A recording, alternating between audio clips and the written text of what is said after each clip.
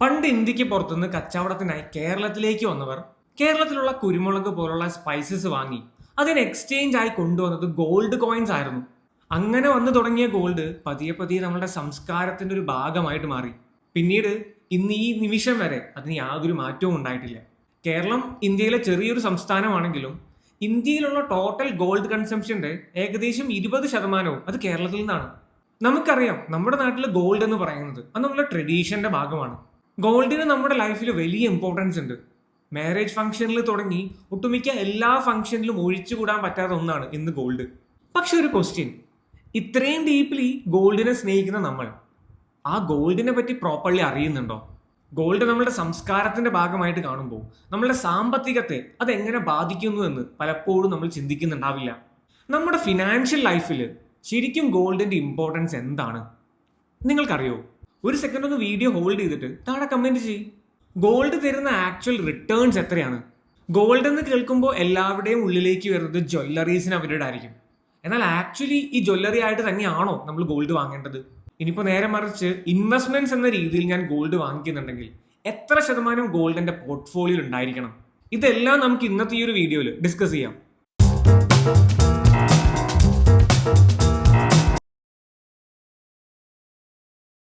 Gold actually എന്തുകൊണ്ടാണ് important ആകുന്നത്? നമ്മുടെ നാട്ടിലുള്ളവർ പലപ്പോഴായിട്ടും ഗോൾഡ് വാങ്ങിക്കുന്നുണ്ടായിരിക്കും. ചിലപ്പോൾ സ്വന്തം ഉപയോഗത്തിനായിരിക്കാം, മറ്റു ചിലപ്പോൾ ഇൻവെസ്റ്റ്മെന്റിനായിട്ടായിരിക്കാം. ഇനിയൊരു ആവശ്യം വന്നാൽ അത് വിറ്റാൽ കൂടി വേണ്ട പൈസ കിട്ടും എന്ന് വിചാരിക്കുന്നവരും ഉണ്ടായിരിക്കാം. ഗോൾഡിന് അതിൻ്റെതായിട്ടുള്ള ഇമ്പോർട്ടൻസ് ഉണ്ട്, നമ്മൾ അതിനെ പ്രോപ്പറായിട്ട് മനസ്സിലാക്കണം എന്ന് മാത്രം. ഒന്നാമത്തെ പോയിന്റ്, അൺസർട്ടൈൻ ടൈമിൽ ഗോൾഡ് ഒരു സേഫർ അസറ്റ് ആണ്. ഇപ്പോൾ നടന്നുകൊണ്ടിരിക്കുന്ന വാറിന്റെ സിറ്റുവേഷൻ നിങ്ങൾ കാണുന്നതാണ്. ഇക്കോണമിയിൽ ഒരു ക്രൈസിസ് സംഭവിക്കുമ്പോൾ സാധാരണയായിട്ട് ഗോൾഡിന്റെ പ്രൈസ് സ്ട്രെങ്തൻ ചെയ്യാറാണ് പതിവ്. 2020 കോവിഡ് വന്ന് ഗ്ലോബൽ മാർക്കറ്റ് ക്രാഷ് ആയപ്പോൾ ഗോൾഡിന്റെ പ്രൈസ് കുതിച്ചു കയറുകയായിരുന്നു. രണ്ടാമത്തെ പോയിന്റ്, ഗോൾഡ് ലോങ് ടേമിൽ ഇൻഫ്ലേഷനെ ഹെഡ്ജ് ചെയ്യുന്ന ഒന്നാണ്. ഹിസ്റ്റോറിക്കലി നോക്കുകയാണെങ്കിൽ ഗോൾഡിന് ഇൻഫ്ലേഷന് എതിരായിട്ടുള്ള ഒരു അസറ്റ് എന്ന രീതിയിലാണ് കണക്കാക്കുന്നത്. കറൻസി വാല്യൂ കുറയുമ്പോൾ പലപ്പോഴും പർച്ചേസിംഗ് പവറിനെ പ്രൊട്ടക്ട് ചെയ്യുന്ന ഒന്നാണിത്. മൂന്നാമത്തെ പോയിന്റ്, ഗോൾഡ് പോർട്ട്ഫോളിയോയ്ക്ക് സ്റ്റെബിലിറ്റി കൊടുക്കുന്നു. സ്റ്റോക്ക് മാർക്കറ്റ് താഴേക്ക് പോകുമ്പോൾ ഗോൾഡ് സാധാരണ അതിന് ഓപ്പോസിറ്റ് ആണ് മൂവ് ചെയ്യാറ്. നമ്മുടെ പോർട്ട്ഫോളിയോയിൽ ഗോൾഡ് ഉണ്ടെങ്കിൽ സ്വാഭാവികമായിട്ടും പോർട്ട്ഫോളിയോ വോളറ്റിലിറ്റി കുറവായിരിക്കും. ഇക്കണോമിക് സ്ട്രെസ് ഉണ്ടാവുന്ന സിറ്റുവേഷൻസിൽ സ്റ്റോക്സും ഗോൾഡും ഇൻവേഴ്സ് റിലേഷനിലായിരിക്കും ഉണ്ടാവുന്നത്. നാലാമത്തെ പോയിന്റ്, യൂണിവേഴ്സൽ ലിക്വിഡിറ്റി ആണ്. ഹൈലി ട്രസ്റ്റഡ് ആയിട്ടുള്ള ഒരു അസറ്റ് ക്ലാസ് ആയതുകൊണ്ട് ലോകത്തുള്ള ഏത് രാജ്യത്തും ഗോൾഡിന് വാല്യൂ ഉണ്ട്. ഗ്ലോബലി സ്റ്റാൻഡേർഡ് പ്രൈസിങ് ആയതുകൊണ്ട് തന്നെ നമുക്ക് ഈസിലി ഇതിനെ ക്യാഷിലോട്ട് കൺവേർട്ട് ചെയ്യാനും പറ്റും. ഈ പറഞ്ഞതെല്ലാം ഗോൾഡിന്റെ ജെനുവിൻ സ്ട്രെങ്ത് തന്നെയാണ്. ഇതെല്ലാം മനസ്സിലാക്കിക്കൊണ്ട് നമ്മളിൽ പലരും ഗോൾഡ് വാങ്ങിക്കുന്നുണ്ടെങ്കിൽ അത് കറക്റ്റ് തന്നെയാണ്. പക്ഷേ പ്രോബ്ലം വരുന്നത് പലപ്പോഴും ഗോൾഡ് വാങ്ങിക്കുന്നതിന്റെ ഫോമിലാണ്. നിങ്ങൾ ഗോൾഡ് വാങ്ങിക്കുമ്പോൾ അതിന് ഏത് ഫോർമാറ്റിൽ വാങ്ങിക്കുന്നു എന്ന് പറയുന്നത് വളരെ ഇമ്പോർട്ടൻ്റ് ആയിട്ടുള്ള കാര്യമാണ്.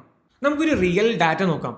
2016 10 ഗ്രാം ഗോൾഡിന് ഏകദേശം 28,000 രൂപയായിരുന്നു വില ഉണ്ടായിരുന്നത്. ഇന്ന് അതേ ഗോൾഡിന് ഏകദേശം 1,40,000 കൂടുതലാണ്. അതായത് കഴിഞ്ഞ 10 വർഷത്തിൽ ഏകദേശം 5 ഇരട്ടിയാണ് ഗോൾഡിന്റെ പ്രൈസ് കൂടിയിട്ടുള്ളത്. ഇംപ്രസീവ് അല്ലേ? പക്ഷേ ഇത് ഗോൾഡിന്റെ പ്രൈസിൽ വന്നിട്ടുള്ള റിട്ടേൺ ആണ്. നിങ്ങൾ വാങ്ങിച്ചിട്ടുള്ളത് ജ്വല്ലറി ആയിട്ടാണെങ്കിൽ ഇതേ റിട്ടേൺ നിങ്ങൾക്ക് കിട്ടണം എന്നില്ല. ജ്വല്ലറി ആയിട്ട് നിങ്ങൾ ഗോൾഡ് വാങ്ങുമ്പോൾ അതിൽ മേക്കിംഗ് ചാർജസ് ഉണ്ട്, ടാക്സ് ഉണ്ട്. ഇതും കൂടി ജ്വല്ലറിയുടെ പ്രൈസിൽ ആഡ് ആവും. അതിനുശേഷം നിങ്ങളത് സെല്ല് ചെയ്യാൻ പോകുമ്പോൾ ആക്ച്വൽ റിട്ടേൺ നിങ്ങൾക്ക് വീണ്ടും കുറയും. ഗോൾഡിന്റെ റിയൽ റിട്ടേൺസ് ഡാറ്റ പ്രകാരം നമുക്ക് നോക്കാം. പലരും ഇപ്പോൾ ഗോൾഡ് വാങ്ങിക്കാനും ഗോൾഡിൽ ഇൻവെസ്റ്റ് ചെയ്യാനും ആഗ്രഹിക്കുന്നതിന്റെ ഒരു കാരണം റീസെന്റ് ഇപ്പോൾ ഗോൾഡിന്റെ പ്രൈസ് നല്ല രീതിയിൽ കൂടി എന്നുള്ളതുകൊണ്ടായിരിക്കാം. പക്ഷെ ആക്ച്വലി നിങ്ങൾക്ക് ഗോൾഡിന്റെ റിട്ടേൺസ് അറിയണമെന്നുണ്ടെങ്കിൽ നിങ്ങൾ അതിനെ ലോങ് പീരീഡിൽ ഇവാലുവേറ്റ് ചെയ്യണം. ഷോർട്ട് പീരീഡിൽ അതിന്റെ പ്രൈസ് ഹൈലി ഫ്ലക്ച്വേറ്റിംഗ് ആയിരിക്കും. ഹിസ്റ്റോറിക്കലി ഗോൾഡിന്റെ പ്രൈസിൽ വന്നിട്ടുള്ള ചേഞ്ച് CAGR നമുക്ക് നോക്കാം. 2016 മുതൽ 2026 വരെയുള്ള ലാസ്റ്റ് 10 വർഷത്തേക്ക് നോക്കുകയാണെങ്കിൽ അപ്രോക്സിമേറ്റ്ലി 18% ഗ്രോത്ത് ഗോൾഡ് തന്നിട്ടുണ്ട്. ലാസ്റ്റ് 20 വർഷത്തേക്ക് നോക്കുകയാണെങ്കിൽ 16% ഗ്രോത്ത് ആണ് ഗോൾഡ് തന്നിട്ടുള്ളത്. എന്നാൽ കഴിഞ്ഞ 40 വർഷത്തേക്ക് നോക്കുകയാണെങ്കിൽ 11% ഗ്രോത്ത് ഗോൾഡ് തന്നിട്ടുണ്ട്. പക്ഷേ ഇങ്ങനെയൊക്കെ ആണെങ്കിലും കാലങ്ങളോളം യാതൊരു മാറ്റവും ഇല്ലാതെ ഗോൾഡ് പ്രൈസ് നിന്നിട്ടുണ്ട്. അതും നിങ്ങൾ മനസ്സിലാക്കണം. 1991 മുതൽ 2002 വരെയുള്ള ഏകദേശം 11 വർഷം ഗോൾഡിന്റെ പ്രൈസിൽ പറയത്തക്ക യാതൊരു ചേഞ്ചും വന്നിട്ടില്ല. 1993 മുതൽ 2003 വരെയുള്ള 10 വർഷ കാലയളവിൽ ഗോൾഡ് തന്നത് വെറും 2.42% ഗ്രോത്ത് ആണ്.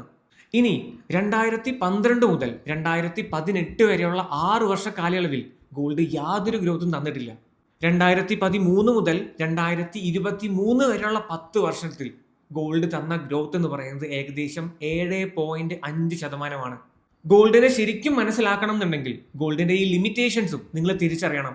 ഗോൾഡ് തന്ന റീസെന്റ് പെർഫോമൻസ് മാത്രം നോക്കിക്കൊണ്ട് തീരുമാനങ്ങൾ എടുക്കുമ്പോൾ പലപ്പോഴും പലരും തിരിച്ചറിയാത്ത കുറേ കാര്യങ്ങളുണ്ട്.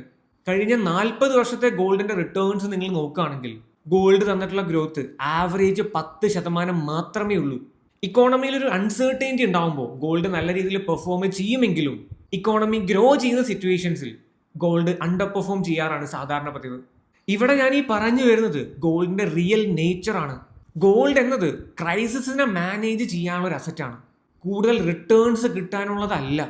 ഷോർട്ട് ടേമിൽ ഗോൾഡ് തന്ന ഹയർ റിട്ടേൺസ് മാത്രം ഫോക്കസ് ചെയ്ത് ഹോൾ പോർട്ട്ഫോളിയോയിൽ ഗോൾഡിന്റെ അലോക്കേഷൻ കൂട്ടുകയാണെങ്കിൽ വലിയ രീതിയിലുള്ള നെഗറ്റീവ് ഇമ്പാക്റ്റ് ആയിരിക്കും അത് ക്രിയേറ്റ് ചെയ്യുന്നുണ്ടാവുക. ഞാൻ പറഞ്ഞ ഇത്രയും കാര്യങ്ങൾ നിങ്ങൾക്ക് മനസ്സിലായിട്ടുണ്ടെങ്കിൽ നമുക്ക് ഗോൾഡ് എങ്ങനെയെല്ലാം ആക്സസ് ചെയ്യാം എന്നുള്ളത് നമുക്ക് നോക്കാം. ഗോൾഡിൽ ഇൻവെസ്റ്റ് ചെയ്യാനായിട്ട് ബേസിക്കലി 4 ഫോംസ് ഉണ്ട്. ഓരോന്നും എൻ്റെ കയ്യിൽ ഡിഫറെൻ്റ് ആണ്. ഓരോന്നിനും അതിൻ്റെതായിട്ടുള്ള അഡ്വാൻറ്റേജസ് ഉണ്ട്, ലിമിറ്റേഷൻസ് ഉണ്ട്. ഫസ്റ്റ് ഓപ്ഷൻ അത് ഫിസിക്കൽ ഫോം ആണ്. അതായത് അധികം ആൾക്കാരും ചെയ്യുന്ന പോലെ ജ്വല്ലറീസ്, കോയിൻസ്, ഗോൾഡ് ബാർസ് ഇങ്ങനെ നമുക്ക് ഗോൾഡ് വാങ്ങിക്കാനായിട്ട് കഴിയുന്നതാണ്.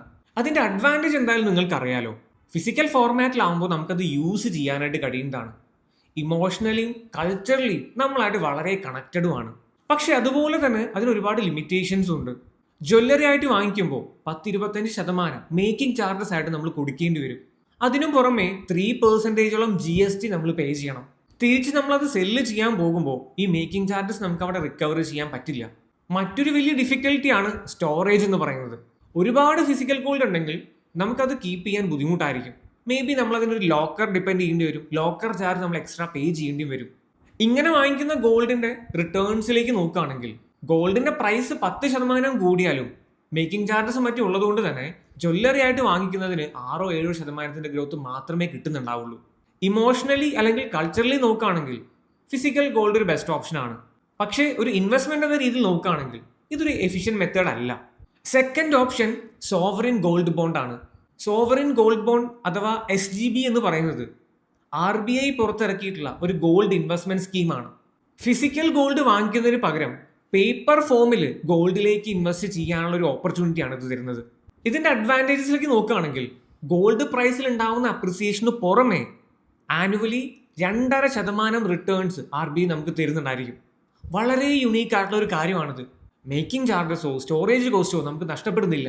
8 വർഷം മെച്യൂരിറ്റി പീരീഡിന് ശേഷമാണ് നിങ്ങളിത് വിഡ്രോ ചെയ്യുന്നതെങ്കിൽ ക്യാപിറ്റൽ ഗെയിൻ ടാക്സ് അവിടെ പേ ചെയ്യേണ്ടി വരുന്നില്ല.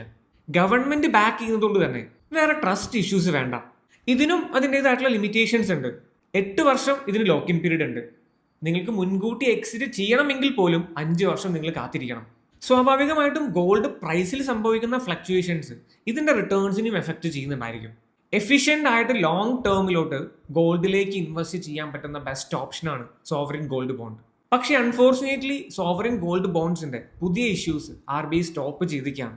എക്സിസ്റ്റിംഗ് അവൈലബിൾ ആയിട്ടുള്ള SGBs നിങ്ങൾക്ക് സെക്കൻഡറി മാർക്കറ്റ് ത്രൂ ആക്സസ് ചെയ്യാനായിട്ട് കഴിയും. തേർഡ് ഓപ്ഷൻ അത് ഗോൾഡ് ETF ആണ്. ETF അല്ലെങ്കിൽ എക്സ്ചേഞ്ച് ട്രേഡഡ് ഫണ്ട് എന്ന് പറയുന്നത് ഗോൾഡിലേക്ക് ഇൻവെസ്റ്റ് ചെയ്യാനുള്ള ഒരു മോഡേൺ മെത്തേഡ് ആണെന്ന് പറയാം. ഇത് ആക്ച്വലി NSE BSE പോലുള്ള എക്സ്ചേഞ്ചിലൂടെ സ്റ്റോക്സ് ബൈയും സെല്ലും ചെയ്യുന്ന പോലെ വാങ്ങാനും വിൽക്കാനും കഴിയുന്ന ഒരു ഫണ്ടാണ്. അഡ്വാൻറ്റേജസ് നോക്കുകയാണെങ്കിൽ മേക്കിംഗ് ചാർജസ് ഇല്ല, സ്റ്റോറേജ് കോസ്റ്റ് ഇല്ല, മാർക്കറ്റ് അവേഴ്സിൽ ഏത് സമയത്തും വളരെ എളുപ്പത്തിൽ തന്നെ വാങ്ങിക്കാനും വിൽക്കാനും കഴിയുന്നതാണ്. വളരെ ചെറിയ പൈസയ്ക്ക് പോലും ഗോൾഡിൽ ഇൻവെസ്റ്റ് ചെയ്യാൻ വളരെ സ്യൂട്ടബിൾ ഓപ്ഷനാണിത്. പക്ഷേ ഡിമാറ്റ് അക്കൗണ്ട് ത്രൂ മാത്രമാണ് നമുക്കിത് വാങ്ങിക്കാൻ കഴിയുന്നത്. നോർമൽ ക്യാപിറ്റൽ ഗെയിൻ ടാക്സ് ഇതിന് അപ്ലിക്കബിൾ ആണ്. വളരെ എളുപ്പത്തിൽ ഗോൾഡിലേക്ക് ഇൻവെസ്റ്റ് ചെയ്യാൻ പറ്റുന്ന ഒരു ബെസ്റ്റ് ഓപ്ഷനാണ് gold ETF. Fourth option gold mutual funds ആണ്. അതായത് ഗോൾഡിൽ ഇൻവെസ്റ്റ് ചെയ്യാനുള്ള ഇൻഡയറക്റ്റ് വേ ആണ് ഗോൾഡ് മ്യൂച്വൽ ഫണ്ട്സ്. ഇത്തരം മ്യൂച്വൽ ഫണ്ട്സ് നേരിട്ട് ഗോൾഡ് വാങ്ങിക്കില്ല. പകരം ഇവിടെ കളക്ട് ചെയ്യുന്ന ഫണ്ട് യൂസ് ചെയ്തിട്ട് ഗോൾഡ് ETFകളിലേക്കായിരിക്കും ഈ മ്യൂച്വൽ ഫണ്ട്സ് ഇൻവെസ്റ്റ് ചെയ്യുന്നുണ്ടാവുക. ഇത്തരം ഗോൾഡ് മ്യൂച്വൽ ഫണ്ട്സിലേക്ക് നിങ്ങൾക്ക് SIP ആയിട്ട് ഇൻവെസ്റ്റ് ചെയ്യാൻ പറ്റും. 100 രൂപയ്ക്ക് പോലും ഇൻവെസ്റ്റ് ചെയ്യാൻ പറ്റുന്ന ഓപ്ഷൻസ് അവൈലബിൾ ആണ്. പക്ഷേ ഗോൾഡ് ETFകളേക്കാൾ മ്യൂച്വൽ ഫണ്ട്സിലോട്ട് വരുമ്പോൾ അതിൻ്റെ എക്സ്പെൻസ് റേഷ്യോ കൂടുതലായിരിക്കും. വളരെ ചെറിയ എമൗണ്ടിൽ ഗോൾഡ് ഇൻവെസ്റ്റ്മെന്റ് സ്റ്റാർട്ട് ചെയ്യാൻ ആഗ്രഹിക്കുന്നവർക്ക് നല്ലൊരു ഓപ്ഷനാണ് ഗോൾഡ് മ്യൂച്വൽ ഫണ്ട്സ്. ഞാൻ പറഞ്ഞ ഇത്രയും കാര്യങ്ങൾ കേട്ട് കഴിഞ്ഞപ്പോൾ നിങ്ങളുടെ സിറ്റുവേഷൻ അനുസരിച്ച് നിങ്ങൾക്ക് സ്യൂട്ടബിൾ ആയിട്ടുള്ള ഓപ്ഷൻ ഏതാണെന്ന് തിരിച്ചറിയാൻ കഴിഞ്ഞു എന്ന് വിശ്വസിക്കുന്നു. ഇനി മോസ്റ്റ് പ്രാക്ടിക്കൽ ക്വസ്റ്റ്യൻ ആണ്, പോർട്ട്ഫോളിയോയിൽ എത്ര ശതമാനം ഗോൾഡ് ഉണ്ടായിരിക്കണം? ഉയർന്ന റിട്ടേൺസ് കിട്ടാനുള്ളതല്ല സ്വർണം, പകരം പോർട്ട്ഫോളിയോ സ്റ്റേബിൾ ആക്കാനും മാർക്കറ്റ് ക്രാഷിൽ ഹെഡ്ജ് ചെയ്യാനും ഇൻഫ്ലേഷനെതിരെ പ്രൊട്ടക്ട് ചെയ്യാനും വേണ്ടിയിട്ടാണ്. അതുകൊണ്ട് തന്നെ ഗോൾഡിനെ നിങ്ങൾ കാണേണ്ടത് ഒരു ഗ്രോത്ത് എഞ്ചിൻ ആയിട്ടല്ല, ഒരു പ്രതിരോധം എന്ന രീതിയിലാണ്. ഞാനിവിടെ സ്പെസിഫിക് അഡ്വൈസ് തരുന്നില്ല, കാരണം പലരുടെയും സിറ്റുവേഷൻ പലതായിരിക്കും. അതുകൊണ്ട് തന്നെ ഗ്ലോബലി ആക്സെപ്റ്റഡ് ആയിട്ടുള്ള ഒരു ഫ്രെയിം വർക്ക് ഞാൻ പറഞ്ഞു തരാം. ടോട്ടൽ പോർട്ട്ഫോളിയോയിൽ ഗോൾഡിന്റെ allocation 0 to 15% more than enough ആണ്. സ്റ്റെബിലിറ്റി ഫോക്കസ് ചെയ്യുന്ന ഒരു കൺസർവേറ്റീവ് ഇൻവെസ്റ്ററിന് തന്റെ പോർട്ട്ഫോളിയോയിൽ 10 to 15% ഗോൾഡ് തന്നെ ധാരാളമാണ്. ഗ്രോത്ത് പ്ലസ് പ്രൊട്ടക്ഷൻ എക്സ്പെക്ട് ചെയ്യുന്ന ഒരു മോഡറേറ്റ് ഇൻവെസ്റ്ററിന് 5 to 10% ഗോൾഡ് മതിയാവും. ഇനി നേരെ മറിച്ച് ഹൈലി അഗ്രസീവായി ഗ്രോത്ത് എക്സ്പെക്ട് ചെയ്യുന്ന ഒരു ഇൻവെസ്റ്റർ 0 to 5% ഗോൾഡിലേക്ക് അലോക്കേറ്റ് ചെയ്താൽ മതിയാവും. ഇങ്ങനെ ചെയ്യുമ്പോൾ നിങ്ങൾ ശ്രദ്ധിക്കേണ്ട കുറച്ച് കോമൺ മിസ്റ്റേക്സ് ഉണ്ട്. ഗോൾഡിലേക്ക് ഓവർ അലോക്കേറ്റ് ചെയ്യുകയാണെങ്കിൽ അത് ലോങ് ടേമിലെ ഗ്രോത്തിനെ സ്ലോ ചെയ്യുന്നതായിരിക്കും. ഗോൾഡിനെ വെൽത്ത് ബിൽഡ് ചെയ്യുന്ന പ്രൈമറി ഫാക്ടറായിട്ട് കൺസിഡർ ചെയ്യുന്നതും ഫിസിക്കൽ ഗോൾഡ് മാത്രം വാങ്ങിക്കുന്നതും റീബാലൻസിങ് ചെയ്യാതിരിക്കുന്നതും വലിയ മിസ്റ്റേക്ക് തന്നെയാണ്. ഞാനിവിടെ പറഞ്ഞ അസറ്റ് അലൊക്കേഷൻ ഒരു എഡ്യൂക്കേഷൻ പർപ്പസിന് വേണ്ടി മാത്രം ഡിസ്കസ് ചെയ്തിട്ടുള്ളതാണ്. പല ഇൻവെസ്റ്റേഴ്സിനും അവരുടെ റിസ്ക് പ്രൊഫൈലിനനുസരിച്ച് പല അസറ്റ്സിലേക്കും ഉണ്ടാകുന്ന അലൊക്കേഷൻ വളരെ ഡിഫറെൻ്റ് ആയിരിക്കും. ഈ വീഡിയോ ഇതുവരെ കണ്ട ഒരാളാണ് നിങ്ങളെങ്കിൽ ഗോൾഡിന്റെ റിയാലിറ്റി നിങ്ങൾക്ക് മനസ്സിലാക്കാൻ കഴിഞ്ഞിട്ടുണ്ടാവും എന്ന് വിശ്വസിക്കുന്നു. നമ്മളിവിടെ ഡിസ്കസ് ചെയ്തതുമായി ബന്ധപ്പെട്ട് നിങ്ങൾക്ക് എന്തെങ്കിലും ഡൗട്ട് ഉണ്ടെങ്കിൽ താഴെ കമന്റ് ബോക്സിൽ പറഞ്ഞാൽ മതി, ഞാൻ നിങ്ങളെ ഹെൽപ്പ് ചെയ്യാം. ഈ വീഡിയോ നിങ്ങൾക്ക് യൂസ്ഫുൾ ആണെങ്കിൽ വേണ്ട രീതിയിൽ സപ്പോർട്ട് ചെയ്യണേ. Until next time, by.